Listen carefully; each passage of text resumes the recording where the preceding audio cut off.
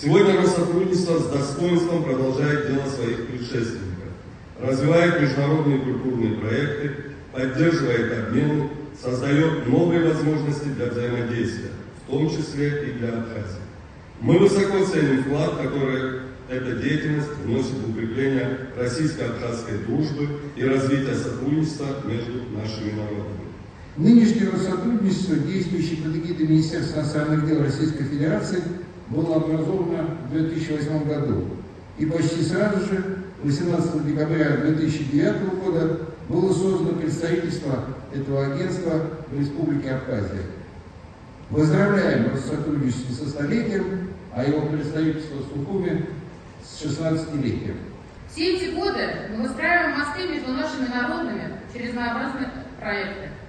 Знаковые традиции сотрудничества, основанные на общей истории, культуре и ценностях. Мы активно работаем над тем, чтобы содействовать обмену опытом и идеями. Культура всегда была и будет мощным инструментом для укрепления дружеских связей. А сегодняшний концерт – яркое тому подтверждение. На одной сцене выступят известные российские и абхазские артисты. Их музыка и творчество служат напоминанием о том, как искусство способно объединять народы и сердца.